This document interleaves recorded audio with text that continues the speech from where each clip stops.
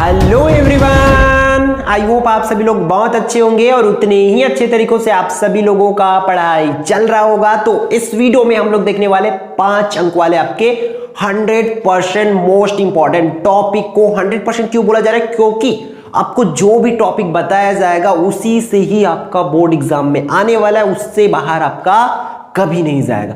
ठीक है, तो इन चीजों को याद रखना आप लोग बस वो 4 जो टॉपिक आपको बताया जाएगा, ठीक है, 4 ही टॉपिक, उन चारों टॉपिक को आप लोग पढ़ लोगे तो फिर आपका जो 5 अंक वाली जो क्वेश्चन है, आपका प्रश्न क्रमांक 15 और प्रश्न क्रमांक 16, ये दोनों आती है 5-5 अंक के लिए। टोटल जो है आपका 10 अंक के लिए आता है, दोनों मिला करके 5-5 करके। तो इसमें भी 2 रहेगा अथवा करके, इसमें भी 2 रहेगा, इसलिए टोटल आपको 4, सिर्फ और सिर्फ 4 टॉपिक पढ़ना है, जो कि मैं इस वीडियो में कंप्लीटली आपको स्टेप बाय स्टेप समझाऊंगा हर एक चीज को, जिससे आपका जो 10 मार्क्स है वो आपको मिल पाए। ठीक है, तो हम लोग देखो टॉपिक क्या क्या देखना है। एक तो आवर्ती जमा खाता देखेंगे, दूसरा जो है सौदी जमा खाता, तीसरा हमारा ये तो अध्याय 8 का हुआ। फिर डायरेक्टली जंप करेंगे किस पर, अध्याय 13 पर। उसमें से आपको कौन कौन सा करना है, एक तो परिवृत्त कर लेना और एक अंतर्वृत्त कर लेना, ये 4 टॉपिक करना है। बस इतना से ही आपका जो एग्जाम में है आने वाला है। ठीक, तो चलो देख लेते। वैसे इसमें अध्याय 8 में भी एक टॉपिक और है, आयकर की गणना करना, इसमें भी एक टॉपिक और है अध्याय 13 में भी। उसमें क्या, समरूप त्रिभुज बनाना। तो आप इसको करने के बाद अगर चाहते हो तो उसको कर सकते हो, नहीं करोगे तब भी कोई दिक्कत नहीं है, क्योंकि अथवा में रहेगा तो आपको दो आएगा, 2 में इसको 1 करना रहेगा, है ना। तो आप लोग बहुत ध्यान से देखेंगे। हम लोग सबसे पहला जो क्वेश्चन देखते हैं, किससे रिलेटेड देखते हैं, आवर्ती जमा खाता से। ठीक है, आवर्ती जमा खाता से संबंधित पहला क्वेश्चन हम लोग देख लेते हैं इस वीडियो में। देखो क्वेश्चन है, आप लोग देख पा रहे होंगे स्क्रीन पर। जया ने डाकघर में 150 रुपए प्रति माह की दर से 5 वर्ष के लिए जमा किया। ठीक है, और 5% वार्षिक ब्याज की दर से उसे, और उसको ब्याज कितना मिलता है, 5% वार्षिक ब्याज मिलता है। तब उसे 5 साल बाद कितनी राशि मिलेगी, उस चीज को आपको कैलकुलेट करके बताना है। ठीक है, तो देखो पहले सिंपल सा फंडा समझ लो आप लोग। जो भी है जया जमा कर रही है, 5 साल तक जमा करती, हर एक महीना 150 रुपया, तो वो पैसा उसको मिलेगा ही मिलेगा। और साथ ही साथ जितना भी पैसा जमा करे रहेगी वो, उस पर कितना 5% ब्याज मिलेगा। तो उन चीजों को आपको कैलकुलेट करना है और अच्छे से आपको करना है। तो देखो इसमें एक चीज ध्यान रखना, आप लोग अब बोलोगे एक क्वेश्चन बता रहे हो वो नहीं आया, तो मैं भी नहीं बोलता कि वो क्वेश्चन आएगा, हो सकता है चेंज हो जाए। वहां नाम जया दिया है, जया की जगह राम दे दे, श्याम दे दे, मोहन दे दे, 150 रुपए जमा करो, उसको 100 रुपया भी कर दे, 200 भी बना दे, कुछ भी ऐसा किया जा सकता है। बट अगर आप लोग ध्यान रखो, अगर जो काम मैं सिखाऊंगा उसको ध्यान में रखोगे तो डेफिनेटली आपका ये नंबर कहीं नहीं जाएगा। इसलिए आप लोग काम सीखो, नाम नंबर कुछ भी रहे आपसे 100% जो है बन जाएगा। तो देखो इसमें काम क्या करना है, सबसे पहले आप लोग दिया करके लिखेंगे। दिया क्या है, आपको मूलधन दिया है। ठीक, मूलधन को हम लोग P से दर्शाते, तो P बराबर क्या होता है भैया आपका, सॉरी P का मान कितना दिया हुआ है, 150 रुपया। ठीक है, और दूसरा दर की बात करें, दर को हम लोग R से दर्शाते हैं। R कितना परसेंट दिया, 5% दिया क्वेश्चन में। और समय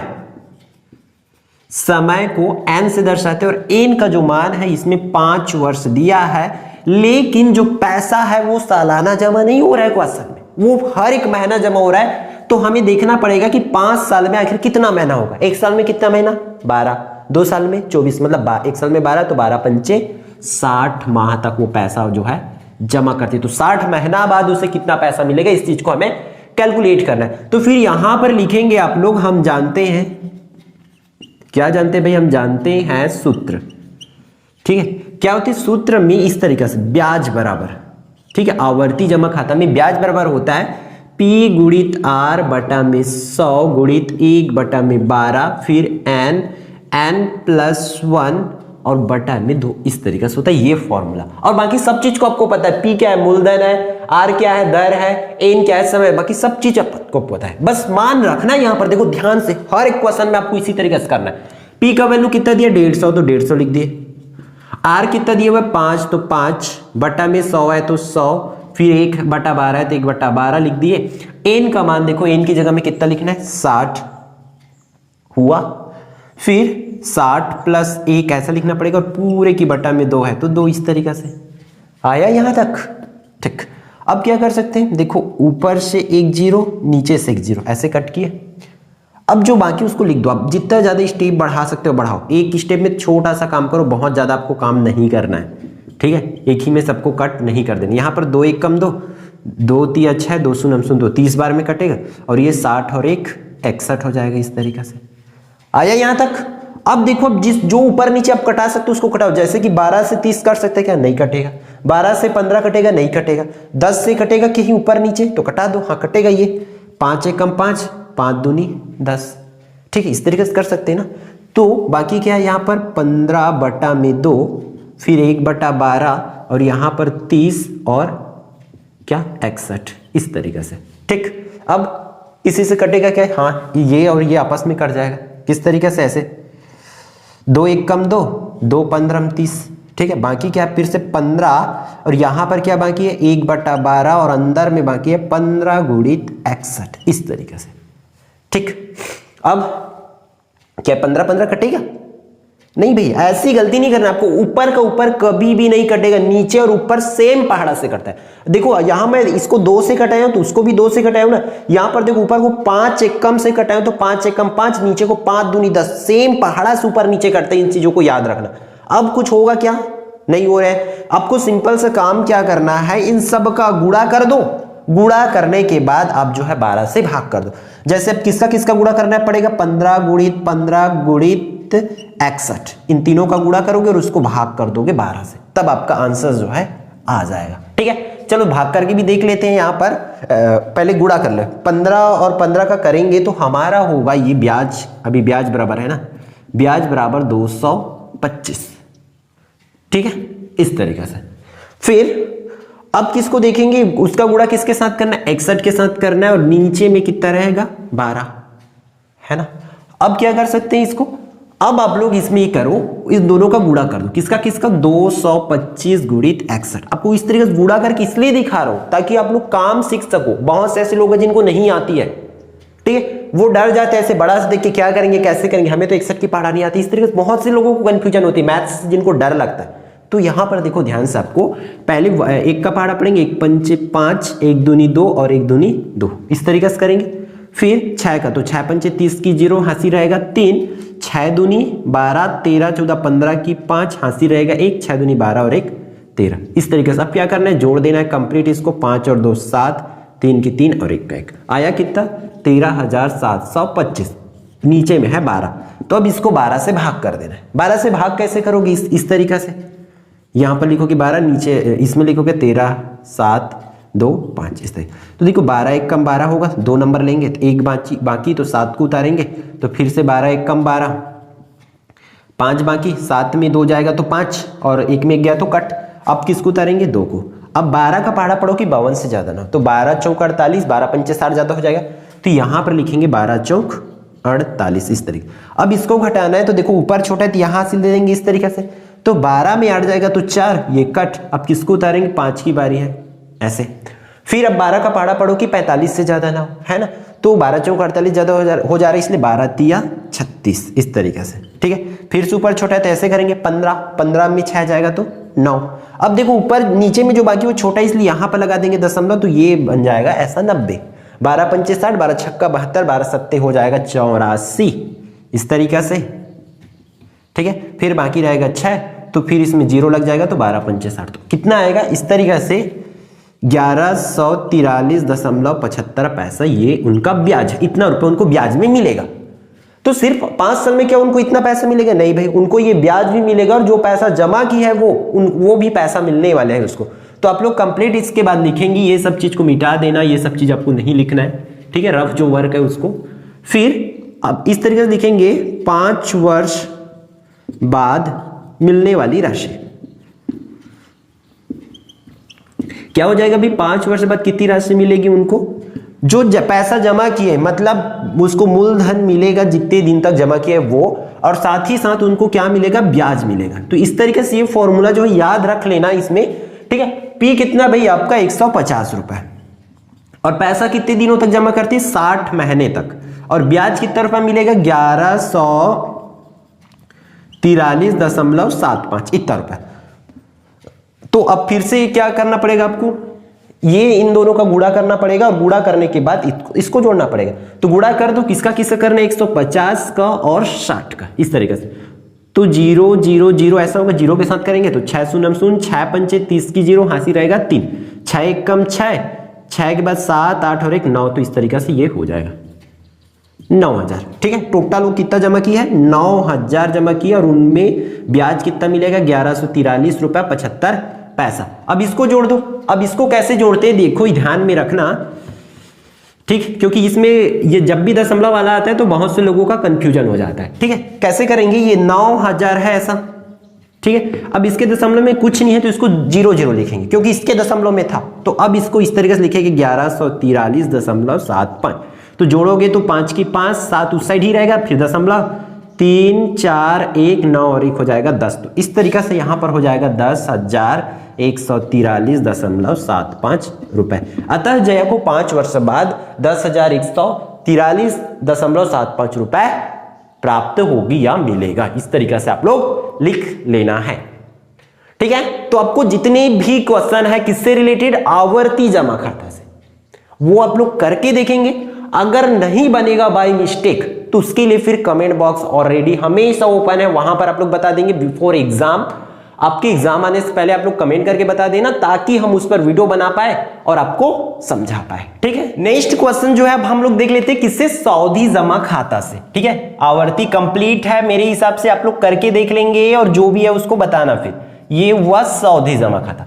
सऊदी जमा खाते से आपको क्या करना पड़ेगा, फॉर्मूला याद रखना पड़ेगा। जैसे आवर्ती का फॉर्मूला आपको सटीक याद होनी चाहिए, गलती से भी गलत लिखे मतलब आपका गया पैसा इधर उधर हो सकता है, इसलिए बहुत ध्यान से आपको करना है भाई, है ना, पैसों की मामला है, गड़बड़ नहीं होना चाहिए।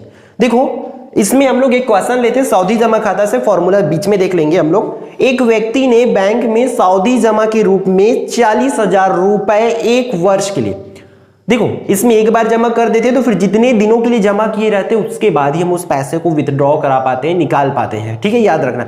तो कोई व्यक्ति है, अब इसमें व्यक्ति दिया है, इसी क्वेश्चंस को मान के चलो दूसरा नाम से दे देंगे, तब ये मत बोलना हमें तो चैनल पे ये नहीं पढ़ाए थे, आप जो बताए थे वो नहीं आया था, ये मत बोलना भाई। आपको काम आना चाहिए, मैं बार बार बोल रहा हूं, तब जाके आपका यहां से 10 नंबर फिक्स होगा। अगर नहीं आता, जो बताया जा रहा है उसके हिसाब से आप नहीं कर पा रहे हो, तो आप गणित सही से नहीं पढ़ रहे हो। ठीक है, तो याद रखना इसमें नाम और नंबर बदला जा सकता है, लेकिन टॉपिक नहीं बदलेगा, वही सऊदी और वही आवर्ती और वही फॉर्मूला और वही काम आपको करना पड़ेगा। ठीक, तो देखो एक व्यक्ति ने बैंक में सऊदी जमा के रूप में 40,000 रुपए 1 वर्ष के लिए 10% वार्षिक ब्याज की दर से जमा किया। यदि ब्याज की जो दर है 6 माही संयोजित होता है, तो इस टॉपिक को क्लियर करा देता हूं बिफोर क्वेश्चन। ठीक है, आपको क्या दिया रहेगा, अगर 6 माही दिया रहेगा, मान के चलो, ठीक है, 6 माही दिया रहेगा तो आर को आप लोग 2 से भाग कर देंगे। अगर 6 माही या अर्धवार्षिक हो सकते, याद रखेंगे, और आर को 2 से भाग, और एन जो है कितना बार 6 माही आएगा उसको लिखोगे, मतलब कितनी बार अर्धवार्षिक आएगा, 1 साल में 2 बार, तो 2 साल में 4 बार, इस तरीके से कितने बार आएगा उसको लिखना होता है। फिर अगर तिमाही बोला गया, मान के चलो क्वेश्चन में कि ब्याज तिमाही संयोजित होता है, तब उसी आर को आप लोग 4 से भाग करेंगे, और एन फिर से वही कि 1 साल में मतलब जितना समय दिया रहेगा, मान के चलो 2 वर्ष दिया, तो 2 साल में कितने बार तिमाही आएगा, 1 साल में 4 बार आता है, 3 महीना का है ना, 3 चौक 12, तो 2 साल में 8 बार आ जाएगा। इस तरीके से आप लोग उसको करोगे। और वार्षिक में आपको अगर वार्षिक दिया रहता है, वार्षिक संयोजित हो रहा है, तो आपको नो चेंज करना है, किसी भी प्रकार कोई चेंजेस किसी में भी नहीं करना है। तो वो कॉन्सेप्ट है, उसको लिख के रख लो अच्छे से, फिर आपको कोई सा भी क्वेश्चन हो आपसे बन जाएगा। देखो इसमें क्वेश्चन में हमें दिया गया था कि जो मूलधन है, मूलधन है भैया आपका पी, जो बराबर है 40,000 रुपए, इस तरीके से। ठीक है, और दर की बात करें, मतलब आर जो है 10% इस तरीके से दिया हुआ है। समय की बात करें, मतलब एन जो है कितना दिया हुआ है, 1 वर्ष, इस तरीके से। और हमें बोला है कि ब्याज जो है 6 माही संयोजित होता है, मतलब अर्धवार्षिक संयोजित होता है। तब देखो आर को 2 से भाग करेंगे, 10 को 2 से भाग, इस तरीके से 10/2%, मतलब कितना हो जाएगा, 2 एकम 2, 2 पंचे 10, तो 5%, इस तरीके से बन जाएगा। और समय को बोले तो देखो 1 साल में कितना बार 6 माही आएगा, जाहिर सी बात है 6 महीना का 6 माही, तो 6 6 12 होता है ना, तो 1 साल में कितना बार आएगा, 2 6 माही आएगा। तो इस तरीके से आप लोग लिखेंगे 2 6 माही करके। क्लियर? तो ये हुआ यहां तक का, बस आपको ये कॉन्सेप्ट बस करना है, बाकी कुछ भी नहीं करना है। अब देखो हम जानते करके फॉर्मूला लिख लेना कंप्लीटली। क्या होती है भाई, इसमें डायरेक्टली मिश्र धन बराबर होता है, फॉर्मूला ए के बराबर में होता है। ए बराबर पी 1 प्लस आर बटा में 100 पूरे की घात में कितनी होती है, एन। ये है फॉर्मूला, इसको याद रख लो। ए यहां पर मिश्र धन है और P क्या है, मूलधन, R दर, और N क्या होती है, समय होती है। ठीक है, तो P का वैल्यू अपन को दिया हुआ है ना, तो 40 लिख दिए यहां पर, 40,000। फिर 1 प्लस R का मान 5 है ना, 10 मत लिख देना, 5 को लिखना है आपको, 5 बटा में 100, और N का मान कितना दिया है, 2 वर्ष, तो इस तरीके से 2 आप लिख सकते हैं। आया यहां तक? अब क्या कर सकते हो, A बराबर 40,000 लिखे इस तरीके से, हुआ। अब देखो यहां पर 1 की 1 प्लस, ये ऊपर नीचे अगर कटेगा तो कटा दो, ठीक है।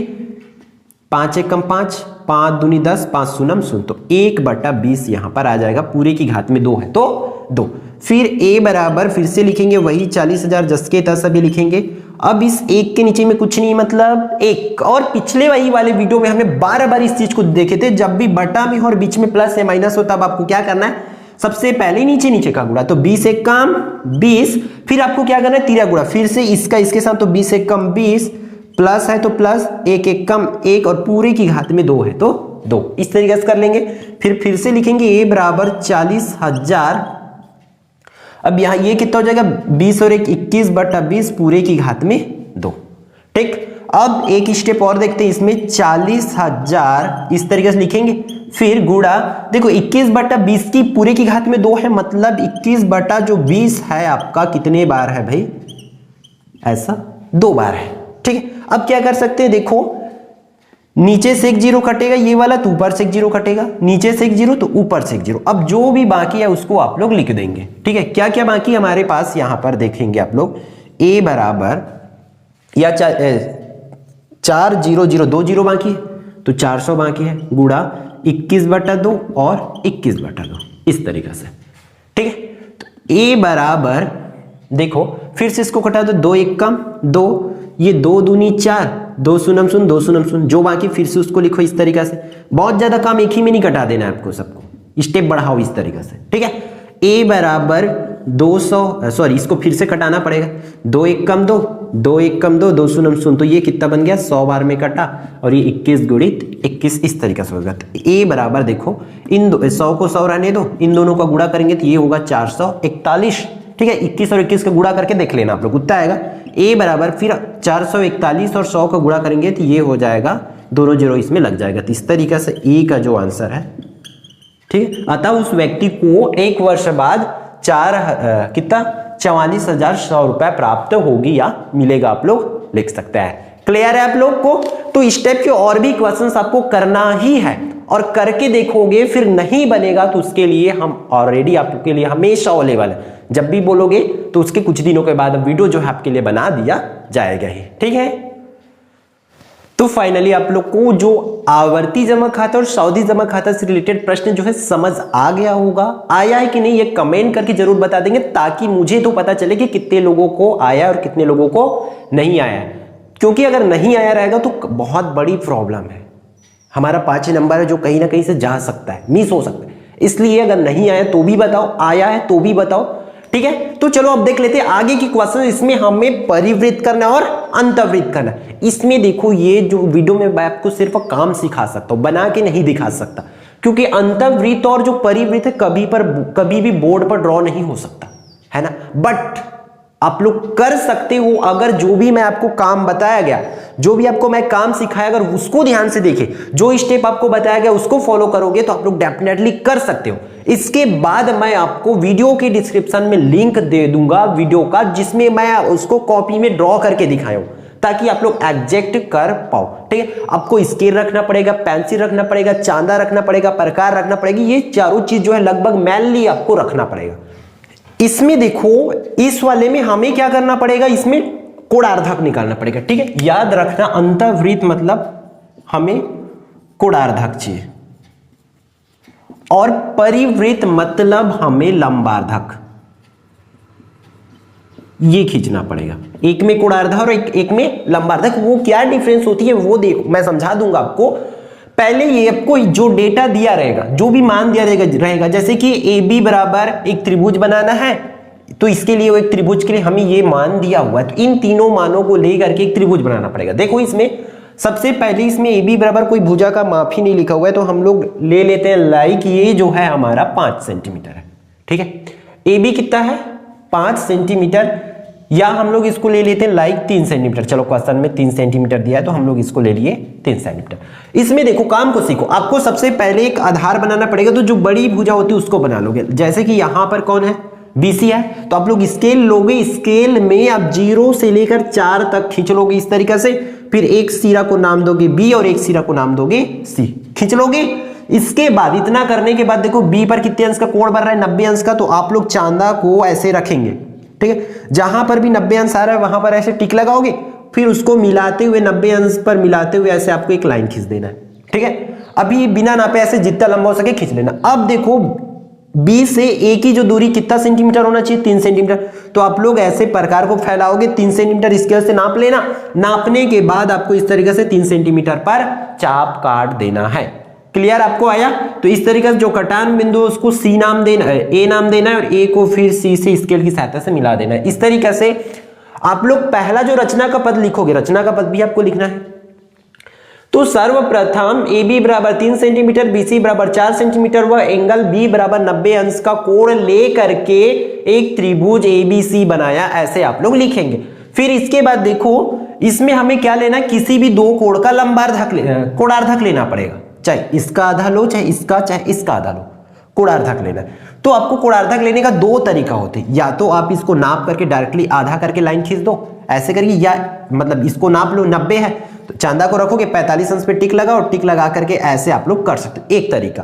फिर मान के चलो इसको नापो चांदा से जितना है, मान के चलो ये है हमारा 30 है, तो 30 का आधा कितना होगा 15, तो 15 अंश पर टिक लगाते हुए ऐसे खींच दो, जो कटान बिंदु आएगा उसको O नाम देना है, फिर ऐसे खींच देना। एक तरीका ये है, ठीक है, ऐसा करोगे आप। फिर इसी ये कटान बिंदु है, कटान बिंदु को नाम देना है, फिर वहां से लंब डालना है, ऐसे इसको कुछ भी नाम दे दे, जैसे कि OD दे दिया। फिर OD को त्रिज्या मान करके आपको इस तरीका से एक वृत्त खींच देना होता है, ठीक है। एक तरीका ये है। अब दूसरा तरीका देखो, दूसरा तरीका कैसे कर सकते हैं। मान के चलो ये हमारा त्रिभुज जो है भैया बना हुआ है, ऐसे हमने माप लेकर के बनाए हैं ABC। अब हमें काम है दूसरा कोणार्धक लेने का, लेकिन इसको रेयर केस में ही करना है। इस वाले को आपको हमेशा ये वाला ज्यादा अप्लाई करना है, ठीक है, ये वाला ज्यादा अप्लाई करेंगे क्योंकि ये ज्यादा सटीक सही रूल है। आपको क्या करना, बिना नापे चांदा को ऐसे फैलाओगे, बिना नापे चांदा को प्रकार को फैलाओगे, प्रकार को फैला करके ऐसे चाप कटोगे तो यहां कटेगा, इसी जगह पे रख के रखोगे तो यहां कटेगा। फिर उतना ही नाप का आपको रख करके ऐसे काटना है तो यहां पर कटेगा, फिर उतना ही नाप का रखोगे तो ऐसे कटेगा। तो यहां को और जो कटान बिंदु उसको मिलाते हुए आपको एक ऐसा लाइन खींच देना है। आया ना समझ में? फिर सेम काम यहां पर करेंगे, उतना ही नाप का जो फैला के रखे थे उसको ऐसे C पर रखोगे, C पर रख के उसी प्रकार को ऐसे काटोगे ऐसे, फिर यहां पर रख के ऐसे काटोगे, फिर इस जगह पे रख के ऐसे काटोगे तो ऐसा कटान बिंदु आएगा। तो जो इसको और इसके कटान बिंदु को दोनों को मिलाते हुए स्केल की सहायता से ऐसे आपको लाइन खींच देना है, ठीक है। जो फिर दोनों रेखा का कटान बिंदु आएगा उसको नाम देना है O, और वहां से आपको लंब डाल देना है, ऐसे OD लंब डाल देना है, कुछ भी नाम दे सकते हैं ऐसे। फिर OD को लंब डालेंगे, ऐसा लिखोगे, फिर OD को ही आपको त्रिज्या, इसी को त्रिज्या मान करके ऐसे आपको एक वृत्त जो है बना देना है, अतः अभिष्ट आपका अंतःवृत्त प्राप्त हुआ। इतना आपको करना है, ठीक है। आपको जो जो करोगे फिर उसको लिखना भी है। जैसे कि आप लोग क्या काम किए हो, मान के चलो सबसे पहले सर्वप्रथम AB बराबर 3 सेंटीमीटर, BC बराबर 4 सेंटीमीटर और कोण B बराबर 90 अंश का माप लेकर एक त्रिभुज बनाया।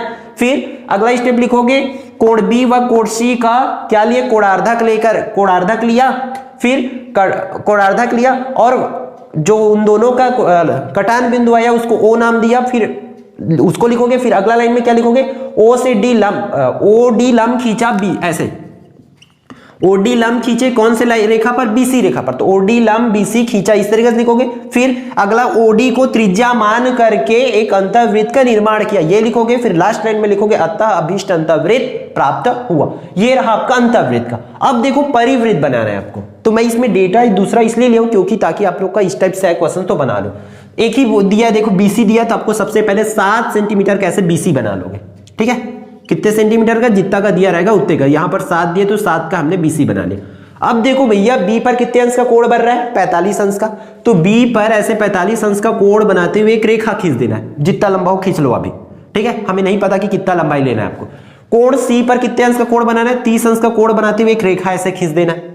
यहां पर 45 अंश का बन रहा था और यहां पर 30 अंश का बन रहा था। तो जो कटान बिंदु आएगा उसको क्या नाम देना है, ए नाम देना है। बस हो गया, आपका एक त्रिभुज प्राप्त हो गया। अब क्या लिखोगे, सर्वप्रथम BC बराबर 7 सेंटीमीटर, कोण बी बराबर 45 और अंश और कोण सी बराबर 90 अंश का मान लेकर के एक त्रिभुज बनाए, इतना लिख लोगे। फिर इसमें क्या लेना है बोला हूं, लंबार्धक लेना है। कैसे, इसका आधे से ज्यादा लंबार्धक लेना है, मतलब भुजा को नापना है। मान के चलो ये हमारा दिया हुआ है 7 सेंटीमीटर, 7 का आधा कितना होगा, 3.5 होगा, 3.5 होगा ना इतना।